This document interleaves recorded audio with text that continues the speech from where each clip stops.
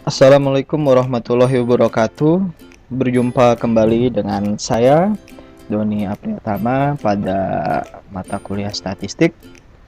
Nah, pada pertemuan kali ini kita akan membahas tentang pengujian instrumen. Tetapi nantinya kita akan fokus memahami keteorian tentang validitas. Nah, sebelumnya saya mengucapkan minal aidin wal faizin, ya, mohon maaf lahir dan batin, ya. Mohon dimaafkan sikap dan perilaku saya jika ada yang kurang berkenan selama ini, dan kita doakan juga mudah-mudahan wabah virus corona ini bisa segera menghilang dan kita bisa kembali berkuliah seperti biasanya, bisa bertemu dengan dosen, bisa bertemu dengan mahasiswa, bisa saling berdiskusi, saling bercengkrama dan sebagainya, ya. Amin, ya, kita doakan aja mudah-mudahan cepat menghilang. Oke, daripada kita berlama-lama, mari kita langsung saja pada pemahaman tentang teori validitas. Yang pertama, ya, kita akan membahas tentang instrumen terlebih dahulu. Nah, instrumen itu adalah alat pengumpul data yang digunakan peneliti, ya. Jadi alat ukur, ya. Jadi peneliti biasanya akan menggunakan alat ukur, apalagi dalam penelitian kuantitatif, ya. Nah, instrumen yang valid yaitu di sini pengertian sederhananya dapat digunakan untuk mengukur apa yang diukur. Jadi instrumen itu dapat digunakan tepat sasaran dan bisa mengukur apa yang objek yang ingin diteliti oleh peneliti. Nah, contohnya di sini, ya, alat ukuran meteran, ya, pada umumnya digunakan untuk mengukur panjang, tetapi akan tidak valid jika digunakan untuk mengukur berat, ya, karena fungsinya alat ukur meteran itu mengukur panjang, ya. Jadi jika digunakan mengukur berat, ya tentu instrumennya tidak tepat digunakannya. Nah, valid di sini sederhananya berarti tepat, sahih, gitu ya, tepat mengukur apa yang hendak diukur. Nah, itu sederhananya.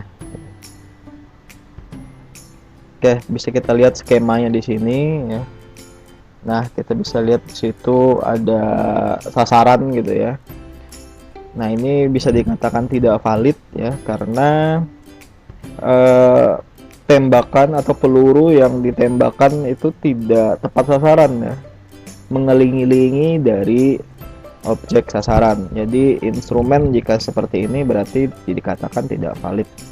Nah, selanjutnya ada yang kedua. Nah, instrumen pelurunya itu, jejak pelurunya itu berkumpul di bawah, ya, di bawah, ya, di bawah sasaran. Walaupun tetap berkumpul seperti ini, tetapi tetap saja tidak tepat sasaran. Jadi instrumen tetap dikatakan tidak valid. Nah, berbeda yang ketiga, ya. Nah, instrumen itu biji-bijiannya itu pelurunya tepat sasaran di area yang memang ingin dituju, gitu ya. Jadi instrumen jika hasilnya seperti ini maka akan dikatakan valid. Nah, tentu akan kebingungan, ya, bagaimana kita bisa mengetahui instrumen atau alat ukur yang dikatakan tepat sasaran itu seperti apa. Nah, sebelumnya kita pelajari dulu, karena validitas dan reliabilitas itu saling berhubungan, ya. Nah, jadi kalau validitas tadi tepat sasaran, ingin mengukur apa yang akan diukur. Nah, kalau instrumen yang reliable itu jika digunakan berkali-kali maka akan menghasilkan data yang sama. Nah, ini ada contohnya. Jika timbangan yang bertujuan untuk mengukur berat menghasilkan nilai yang sama terhadap subjek yang sama dalam beberapa kali pengukuran, maka dapat dikatakan instrumennya reliable. Nah, berarti reliable ini juga menandai bahwa instrumen tersebut dapat diandalkan. Jadi dari pengujian berkali-kali akan menghasilkan hasil yang sama. Nah, sederhananya instrumen yang reliable akan menghasilkan data yang tetap dari waktu ke waktu dalam beberapa kali pengujian. Nah, ini contoh ya. Kita gunakan contohnya timbangan berat badan ya itu ya. Nah, pengukuran pertama kita naiki timbangan berat badannya, hasilnya di dalam 60 kilo. Kita turun lagi, kita naiki lagi, kita injak lagi timbangannya. Nah, pengukuran yang kedua 60 kilo. Kita masih belum yakin nih, kita tes lagi. Kita pengukuran yang ketiga, kita turun lagi, kita injak lagi kaki di sana, kedua kaki kita di sana. Pengukuran ketiga 60 kilo. Nah, kita belum yakin juga, kita tes lagi pengukuran yang keempat, kita injak lagi timbangan di situ dengan objeknya sama ya, gitu ya. Objeknya sama. Bukan subjeknya sama. Jadi orangnya yang sama gitu ya. Bukan orang yang berbeda. Nah, pengukuran keempat itu tetap 60 kilo. Jadi dari 4 kali pengukuran ini hasil data yang dihasilkan oleh instrumen timbangan berat badan tersebut menghasilkan data yang sama. Nah, dapat dikatakan bahwa kalibrasi pada instrumen tersebut tepat gitu ya. Jadi konsisten gitu ya. Jadi tetap mendapatkan hasil yang sama dari waktu ke waktu. Oke, berbeda jika misalkan di pengukuran 1 beratnya 60 kilo. Setelah itu Anda makan 2 piring atau 4 piring, nah itu akan berbeda lagi gitu ya. Jadi dalam waktu yang berdekatan gitu ya, tanpa ada intervensi atau treatment khusus yang bisa menyebabkan perubahan berat badan. Jadi ini pengukurannya dalam waktu yang sama gitu. Kalau Anda tes gitu ya berat badan, Anda tes sekali, 2 kali, 3 kali, kalau hasilnya berubah berarti instrumen itu tidak bisa diandalkan, berarti tidak reliable, tidak konsisten. Oke, lanjut. Nah, ini keterhubungan antara instrumen yang valid dan reliable. Jadi umumnya jika instrumen itu valid, maka pasti reliable. Tapi memang harus perlu pengujian ya. Jadi tidak bisa langsung disimpulkan kalau instrumennya valid berarti reliable. Tidak. Jadi memang harus dilakukan pengujian. Nah, instrumen yang teruji validitas dan reliabilitasnya otomatis akan menghasilkan data penelitian yang valid. Jadi jika alatnya valid, alatnya reliable, maka data yang dihasilkan juga akan valid dan reliable. Jadi perlu dibedakan di sini ya antara instrumen yang valid dengan hasil data yang valid ya. Jadi jika instrumennya valid dan reliable, maka otomatis hasil data yang dihasilkan oleh instrumen tersebut juga valid dan reliable. Nah, ini contohnya kita bisa lihat di contoh pertama ya. Contoh pertama bisa kita lihat di situ titik sasarannya ada di sini ya.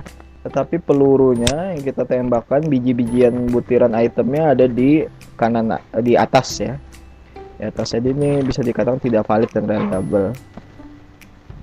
Dan ini juga ada contoh yang kedua, tepat sasaran. Ini di wilayah sasaran ya, di wilayah sasaran. Tetapi tersebar ya, butir-butirnya tersebar ya. Ini valid, tapi tidak reliable. Tidak reliable karena butiran bijinya kesana kemari gitu ya, tidak berkumpul di satu tempat. Oke, lanjut. Yang contoh ketiga, nah ini contohnya sudah tersebar, sudah tidak tepat sasaran, berarti ini bisa dikatakan tidak valid dan tidak reliable. Nah, ini juga contoh keempat, kita bisa lihat berkumpul di satu sasaran di area yang sama, di area yang tepat sasaran dan berkumpul. Nah, ini bisa dikatakan valid dan reliable. Nah, untuk instrumen yang sudah siap digunakan adalah instrumen yang mempunyai karakteristik yang keempat ini, valid dan reliable, berkumpul dan tepat sasaran, ya konsisten berarti artinya. Oke, lanjut. Nah, perlu pengenalan lagi bahwa instrumen itu ada yang baku dan standar gitu. Dan ada juga yang tidak baku. Nah, kita pelajari dulu yang instrumen yang baku seperti apa. Nah, instrumen baku berarti instrumen yang sudah teruji validitas dan reliabilitasnya. Berarti sudah diuji terlebih dahulu oleh orang lain gitu ya. Jadi bisa jadi dikeluarkan oleh biro khusus, biro psikologi atau biro-biro yang di bawah kementerian atau di bawah badan, dari juga dari BPS, Badan Pusat Statistik, itu mereka mempunyai banyak instrumen. BMKG, Badan Meteorologi, itu juga punya instrumen-instrumen khusus. Kementerian-kementerian juga menggunakan instrumen-instrumen khusus untuk tujuan implementasi atau evaluasi dari, bisa jadi perencanaan, bisa jadi evaluasi dari program-programnya. Perusahaan itu biasa ada di Biro SDM, biasanya untuk mengukur kualitas pegawai, untuk mengukur efektivitas kinerja pegawai dan sebagainya, atau penelitian terdahulu. Nah, penelitian terdahulu ini berarti peneliti-peneliti yang sebelumnya yang sudah merancang instrumen dan juga sudah menguji validitas dan reliabilitasnya. Ya, jadi itu instrumen baku. Nah, ini contoh-contoh instrumen baku, ada timbangan, meteran, termometer, tes psikologi, dan lain-lain. Ini biasanya, apalagi kalau timbangan, meteran, termometer itu kan biasanya ada SNI, Standar Nasional Indonesia. Nah, itu berarti sudah dikalibrasi oleh badan atau biro-biro khusus gitu. Apalagi kalau kita ke SPBU kan biasanya itu setiap rutin BMKG itu melakukan cross check ke sana untuk mengukur alat untuk mengisi bensin ya, atau mengisi bahan bakar gitu ya. Jadi supaya kalibrasinya tepat, jika yang dikeluarkan 1 liter, jika di instrumen itu tertulis 1 liter, yang dikeluarkan juga harus pas 1 liter. Oke, dalam ilmu sosial itu yang tadi kita bicarakan, timbangan, meteran, termometer itu ilmu alam ya. Ada juga yang ilmu sosial, tes psikologi atau angket, biasanya angket penelitian skala kecerdasan emosional, skala kecerdasan interpersonal, kecerdasan komunikasi dan sebagainya. Nah, dalam ilmu sosial itu ada instrumen yang belum baku, bahkan tidak ada alat ukurnya. Nah, ini yang perlu ditandai. Jadi tidak semua mempunyai alat ukur. Nah, ketika alat ukurnya tidak ada, maka peneliti kebetulan membahas tentang penelitian tersebut, objek tersebut, maka perlu membuat sendiri instrumennya dan melakukan pengujian validitas dan reliabilitas agar hasilnya bisa dipercaya. Jadi kalau Anda buat instrumen tidak melakukan pengujian, ya tentu hasilnya akan sulit dipercaya. Tahu dari mana instrumen Anda itu mengukur tepat apa yang ingin Anda ukur, dan juga tahu dari mana instrumen yang Anda buat itu mempunyai konsistensi atau mempunyai ketetapan dalam, atau dari pengujian berkali-kali itu tetap gitu ya, konsisten gitu ya. Tentunya ya perlu pengujian terlebih dahulu agar penelitian bisa dipercaya dan tidak bias. Nah, ini contoh alat ukur baku. Ini biasanya sudah dikalibrasi oleh badan-badan tertentu ya, BMKG, BPS dan sebagainya. Itu ada beberapa alat, itu ada beberapa juga yang saya tidak tahu namanya itu ya. Ada termometer, ada timbangan, ada meteran, ada pengukur suhu ya, dan sebagainya ya. Oke, lanjut. Nah, alat ukur ilmu sosial itu biasanya tes IQ itu dikeluarkan oleh Biro Psikologi, Bakat dan Minat, tes kepribadian, tes perencanaan karir, tes kemampuan kerja, tes kecepatan dan ketelitian itu biasanya digunakan oleh biro-biro SDM di perusahaan untuk mengukur kinerja karyawannya. Atau bisa juga kalau pejabat mau mau mencalonkan atau menduduki posisi jabatan tertentu, ada tes biasanya profit and test gitu ya. Setelah itu ada soal ujian nasional UMPT, itu biasanya sudah diuji terlebih dahulu sebelum diberikan ke siswa untuk dikerjakan. Satu tes TOEFL, tes bahasa Arab gimana sih penyebutannya, 12 ya. Itu biasa dikeluarkan oleh lembaga bahasa ya. Tes bahasa, angket komunikasi, dan lie detector itu biasanya digunakan oleh para penyelidik biasanya lah untuk melihat melihat tingkat kebohongan seseorang gitu ya.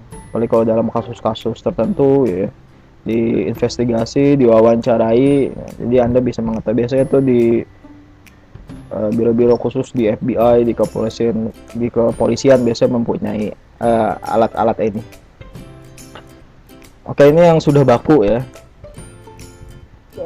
Selanjutnya, nah jika peneliti ingin mengukur tapi tidak ada alat ukurnya gimana gitu ya.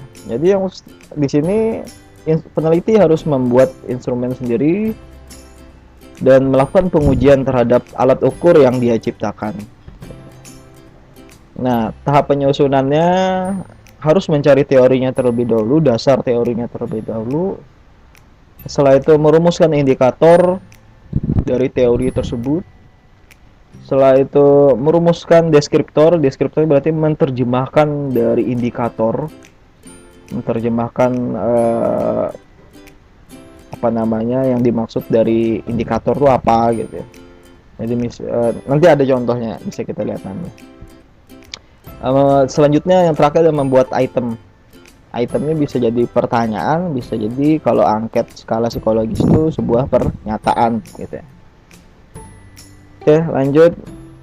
Nah, skema ini sini instrumen yang baik berarti harus valid dan reliable. Nah, valid itu ada validitas internal yang bersifat rasional dan validitas eksternal yang bersifat empiris. Nah, validitas internal itu ada dua, ada construct dan isi. Nah, yang eksternal empiris itu berarti berdasarkan fakta, membandingkan dan fakta yang sudah terjadi.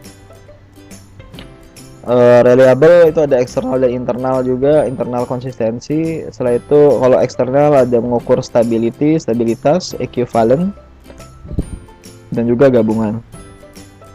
Nah, kalau stability biasanya menggunakan tes retest, equivalent tes beda, dan gabungan. Kalau gabungan itu berarti tes retest dan tes beda digabungkan.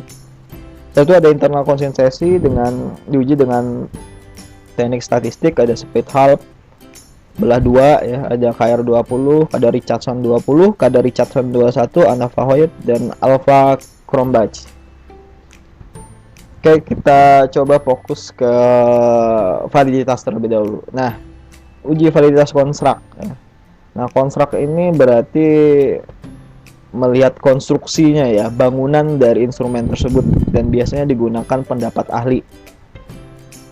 Nah, instrumen dikonstruksikan dengan aspek-aspek yang diukur dengan berlandaskan teori, dan selanjutnya dikonsultasi dengan ahli. Nah, ahli di sini menilai bangunan dari instrumen tersebut. Jadi bisa melihat dari kisi-kisi atau blueprint rancangan dari instrumen tersebut.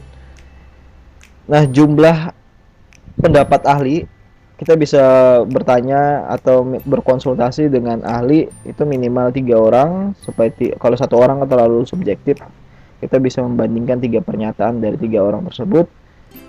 Minimal bergelar doktor sesuai dengan bidang lingkup penelitian. Nah, jadi minimal ahli yang dikatakan di sini adalah bergelar doktor. Kalau Anda bimbingan skripsi, Anda bisa melakukan judgment expert kepada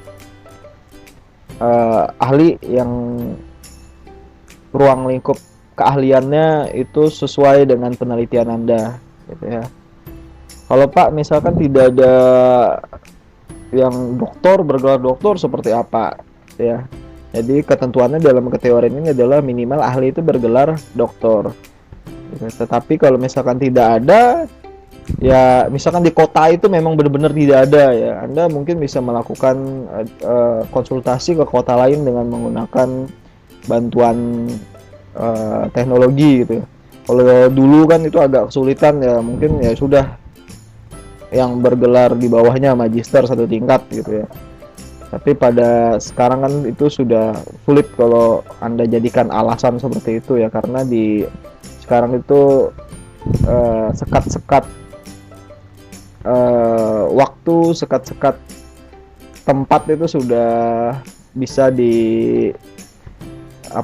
diminimalisir dengan teknologi.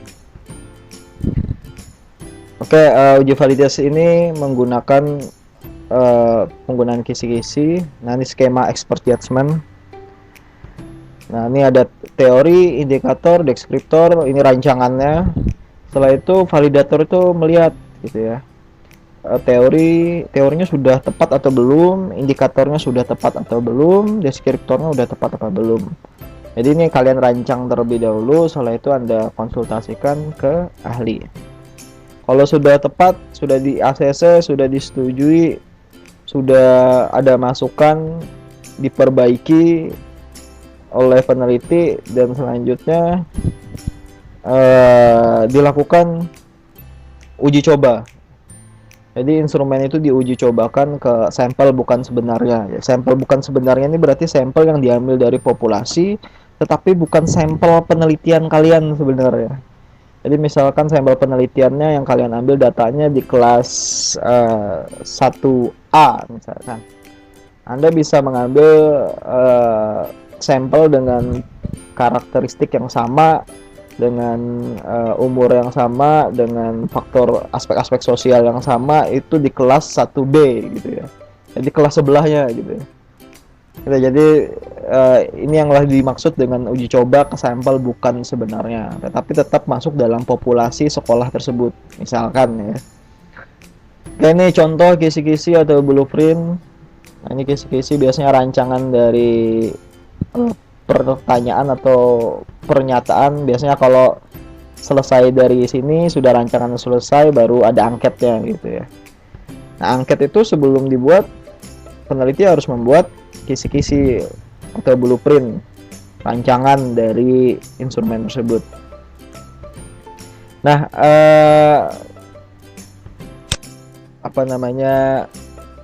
validator ahli itu akan melihat di sini gitu ya. Variabelnya menggunakan teori yang benar atau tidak, indikatornya seperti apa, tepat atau tidak. Setelah itu Anda menerjemahkan indikator ini, misalkan menggunakan kalimat menerima informasi dari orang lain adalah ciri-ciri atau karakteristik dari mendengarkan efektif, sudah tepat atau belum ya. Jadi ruang lingkup expert judgment pada validitas konstruk itu akan melihat dari rancang bangun instrumen tersebut. Nah, setelah itu setelah sudah selesai dilakukan expert judgment atau minta pendapat dengan ahli, maka akan dilakukan analisis faktor, diuji coba terlebih dahulu di mana populasi diambil tapi bukan sampel sebenarnya.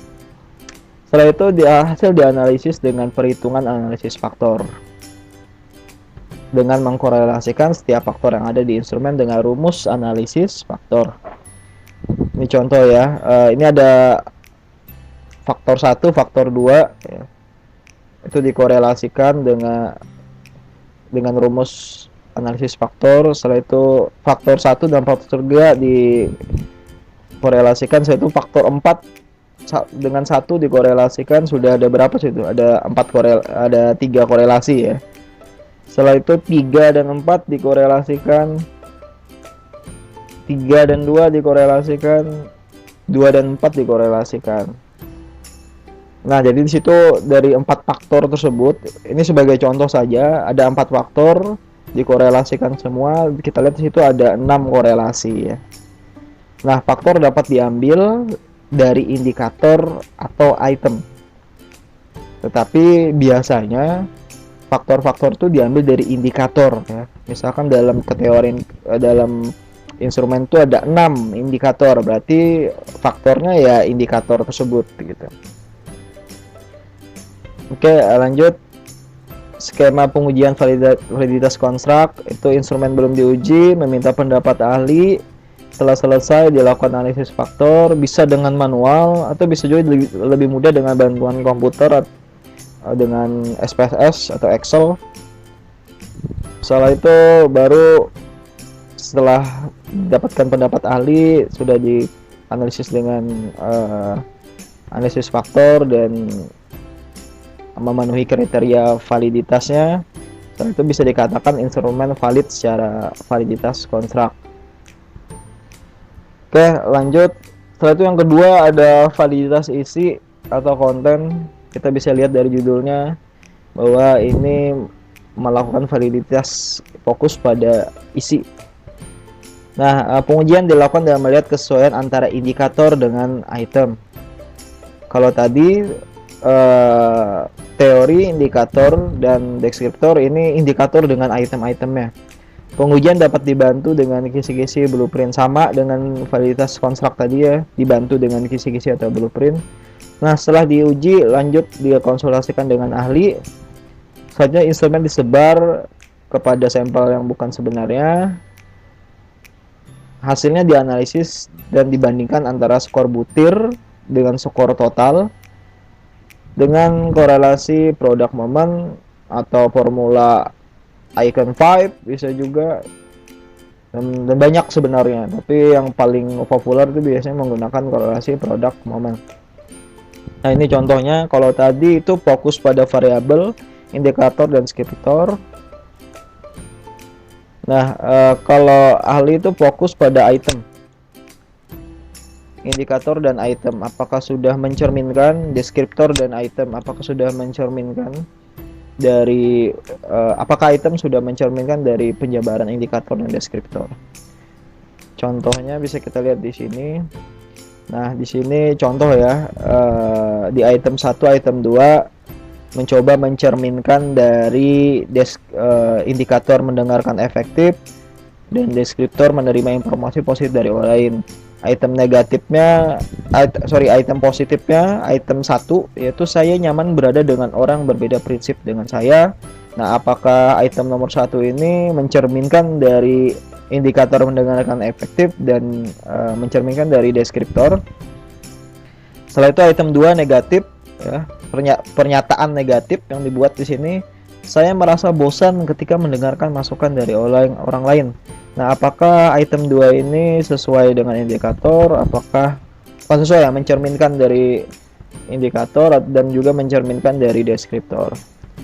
Nah, di sini sudah Anda membuat, Anda bisa berkonsultasi dengan melakukan expert judgment.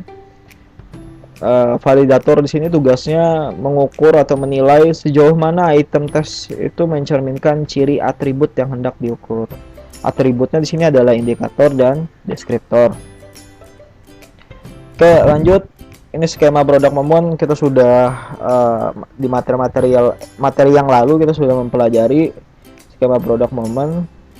X itu berbedanya di sini dalam uji validitas. Jadi bahasanya gini, validitas itu meminjam atau menggunakan rumus korelasi ya, untuk mengukur ya, untuk melakukan korelasi total butir item yang disimbolkan X dan skor total keseluruhan yang disimbolkan Y. Kalau dikorelasikan dengan perhitungan korelasi product moment. Kalau di perhitungan kemarin X itu variabel 1, Y itu variabel 2 itu ya. Dan ini berbeda ya. Y itu X itu butir itemnya. Y itu adalah total keseluruhan, nilai total keseluruhan dari instrumen tersebut. Nah, skema pengujian validitas isi, instrumen yang belum diuji dimintai pendapat ahli dan dilakukan analisis korelasi product moment. Selanjutnya ketika memenuhi kriteria dari ahli, memenuhi kriteria valid dari korelasi produk momen, maka dapat dinyatakan bahwa instrumen itu valid secara validitas isi. Oke, yang ketiga, yang terakhir dari pengujian validitas ada validitas eksternal. Nah, pengujian dilakukan dan membandingkan instrumen dengan fakta, ya. Jadi misalkan di sini ya, misalnya hasil yang didapatkan penelitian tentang motivasi belajar perlu BKI tinggi dengan menggunakan instrumen, maka seharusnya fakta di lapangan ketika dibandingkan dengan observasi, ketika dibandingkan dengan wawancara atau tes prestasinya, maka mahasiswa tersebut menunjukkan kriteria bahwa mempunyai motivasi yang tinggi. Gitu. Jadi ini membandingkan dengan fakta ya. Nah, jika data hasil instrumen dan fakta di lapangan ada kesesuaian, maka dapat dikatakan instrumen tersebut mempunyai validitas eksternal yang tinggi. Nah, skemanya seperti ini, perbandingan hasil instrumen dan fakta ya. Nah, contohnya kalau dalam pengujian COVID gitu ya, jadi ada rapid test ya, yang apa namanya, kesahihannya itu kalau nggak salah ini 70% ya, jadi nggak sampai 100%. Nah, rapid test itu kan tidak mengukur ada corona atau tidak di tubuh kita, tapi mengukur antibodi itu muncul atau tidak. Nah, hasil instrumen tersebut bisa dikatakan valid jika ada pembanding ya. Misalkan diukur dengan tes swab atau diukur dengan gejala-gejala yang terjadi pada pasien gitu. Dengan melihat biasanya pakai tes swab ya, yang itu yang katanya akurasinya sampai 99% gitu ya. Jadi perbandingannya cukup mudah, rapid test dibandingkan dengan tes swab gitu ya. Karena tes swab itu mendekati faktanya gitu. Oke, lanjut. Ini ada ancaman-ancaman pada validitas internal ya. Yang pertama itu ada sejarah, kematangan, seleksi, prosedurnya, instrumen, mortality, dan regresi. Kita bahas satu persatu. Yang pertama, sejarah. Nah, peristiwa yang terjadi pada waktu yang lalu kadang-kadang dapat berpengaruh terhadap variabel terikat. Jadi contoh gini ya, jadi ada metode yang dilaksanakan oleh seorang dosen ingin mengukur berhasil atau tidaknya gitu. Jadi pakai eksperimen. Yang pertama dia ambil dulu data kondisi awal, pretest, pengujian pertama. Setelah itu diberikan treatment eksperimen oleh eksperimen oleh peneliti. Jadi ada perlakuan oleh peneliti, metodenya diterapkan pada tahap ini. Nah, pada saat yang sama ada kejadian-kejadian atau pengalaman yang terjadi pada sampel yang bisa mengganggu hasil dari penelitian tersebut ya. Nah, dari hasil tersebut maka bisa post-test yang dilakukan tuh bisa bias gitu ya. Jangan-jangan hasil post-test ini bukan karena eksperimennya, tapi karena sampelnya dapat pengalaman yang mengubah prinsipnya, yang mengubah persepsinya, yang mengubah perilakunya gitu ya. Sebelum dia diberikan post test ya. Jadi di jeda-jeda waktu seperti ini mungkin saja ada faktor-faktor lain yang menyebabkan sampel itu berubah gitu ya. Jadi ini faktor pengalaman-pengalaman yang didapatkan oleh sampel yang mempengaruhi variabel terikat.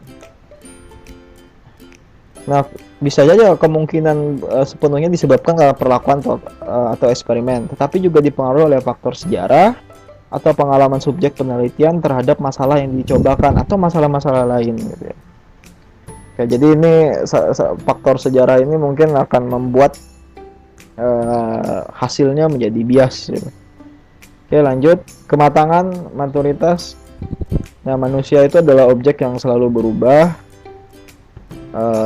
perubahan berkaitan dengan proses kematangan, bisa biologis, bisa psikologis, bertambahnya usia, rasa lapar, rasa kelelahan atau kurangnya minat, perhatian, mood juga ya. Ketika memberikan pretest moodnya bagus, ketika diberikan posttest habis ada masalah besar gitu. Jadi yang membuat moodnya tidak bagus, bisa jadi itu menyebabkan bias pada penelitian. Nah, dengan bertambahnya kematangan ini subjeknya akan berpengaruh terhadap variabel terikat. Nah, sampel ketika pretest itu skemanya ya. Nah, di jeda waktu antara pretest dan posttest terjadi perubahan secara biologis ataupun secara psikologis yang menyebabkan sampelnya berubah gitu ya. Jadi dan juga menghasilkan data yang berubah. Oke, lanjut. Yang ketiga adalah seleksi. Ini kesalahan dalam melakukan seleksi sampel. Nah, dalam memilih anggota kelompok eksperimen atau kelompok kontrol bisa jadi perbedaan ciri-ciri atau sifat anggota kelompok satu dan kelompok yang lainnya. Misalkan di sini ya, anggota kelompok yang eksperimen, ini ada dua kelompok ceritanya, kelompok eksperimen dan kelompok kontrol. Kelompok kontrol itu adalah kelompok yang tidak diberikan treatment apapun, dibiarkan aja apa adanya, natural. Nah, kalau eksperimen adalah kelompok yang diberikan metode, diintervensi, diberi perlakuan. Nanti hasil dari dua kelompok tersebut dibandingkan gitu ya. Nah, misalnya anggota kelompok eksperimen lebih tinggi pendidikannya dibandingkan dengan anggota kelompok kontrol, sehingga sebelum diadakan perlakuan sudah terjadi pengaruh yang berbeda terhadap kedua kelompok. Skema sederhananya seperti ini. Misalkan saya membuat instrumen, saya ingin meneliti suatu metode menghafal Al-Quran gitu ya, dengan cepat gitu. Saya akan memilih anggota sampel. Ada dua yang saya ambil. Ada dua kelompok yang saya ambil, kontrol group dan eksperimen group. Yang kontrol group tanpa eksperimen dan yang eksperimen group yang saya berikan intervensi. Nah, ternyata dalam pengambilan sampel saya mengambil anggota-anggota dari eksperimen group yang ternyata sudah mempunyai pengetahuan dan pemahaman yang baik tentang menghafal metode yang cepat. Misalkan mereka pernah di sekolah yang khusus untuk menghafal Al-Quran misalkan. Tentu bisa jadi metode yang saya buat ini berhasil, tetapi berhasilnya bukan karena eksperimen saya gitu, tetapi karena mereka sudah punya pengalaman terlebih dahulu tentang itu. Saya salah memilih sampelnya gitu ya. Seharusnya saya mencari sampel yang belum tahu atau belum kurang mempunyai pengetahuan, kurang mempunyai keterampilan dalam cara melakukan penghafalan Quran dengan cepat misalkan. Itu jadi bias gitu ya penelitiannya. Saya anggap berhasil padahal itu bukan karena eksperimen saya gitu ya. Yang keempat adalah prosedur tes atau testing. Nah, kesalahan prosedur tes itu bisa juga menyebabkan ancaman pada validitas internal. Prosedur pengerjaan, kerahasiaan, tujuan, manfaat, dan lain-lain. Nah, perlu saya jelaskan terlebih dahulu ya, bahwa dalam pengerjaan setiap instrumen itu perlu ada prosedur gitu ya. Prosedur membagikannya seperti apa gitu ya. Setelah itu cara pengerjaannya seperti apa gitu ya. Setelah itu datanya ini nanti rahasia atau enggak gitu ya. Nanti jangan-jangan dibuka ke publik gitu ya. Padahal itu data yang sensitif untuk dibuka karena ada responden yang tidak mau dibuka misalkan. Tujuan untuk pemberian instrumen itu buat apa? Manfaat untuk mereka apa gitu ya. Yang juga bisa mempengaruhi minat mereka terhadap instrumen tersebut. Jadi tidak asal-asalan mengerjakan gitu ya, tapi dengan serius mengerjakannya. Nah, pertanyaan-pertanyaan seperti itu perlu dihilangkan terlebih dahulu agar tidak ada kesalahpahaman dalam pengerjaan tes antara tester ya dengan testi ya. Tester itu yang memberikan tes, testi yang mendapatkan tes. Nah, ada juga terbiasa dengan prinsip salah benar gitu. Jadi selama ini kan ketika diberikan soal pasti akan selalu menjawab yang benar gitu ya. Walaupun apalagi sudah dilatih dari TK ya sampai sudah perguruan tinggi gitu ya. Ketika diberikan soal atau tes itu pasti akan selalu muncul subjektivitas ingin menjawab selalu dengan benar gitu. Nah, padahal beberapa item itu ada juga yang tidak memperdulikan jawaban benar itu benar atau tidak. Yang penting jawaban yang Anda berikan itu sesuai dengan diri Anda atau tidak gitu ya. Nah, contohnya seperti ini ya. Saya selalu merasa bosan ketika mendengarkan teman-teman saya berbicara. Nah, ini tentunya menurut etika ya, etika sosial, etika tenggang rasa ya, etika saling menghargai, ini tentu menyalahi etika dan dianggap tidak benar gitu ya.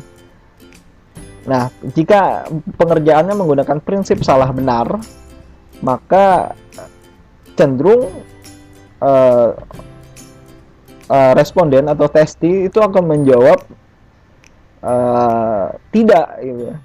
Karena ini adalah hal yang jelek misalkan gitu ya. Sebenarnya jawaban yang diminta tuh ini sesuai dengan fakta di lapangan atau tidak, sesuai dengan diri Anda atau tidak. Nah, seperti itu. Nah, lanjut pada yang kelima, kesalahan instrumen.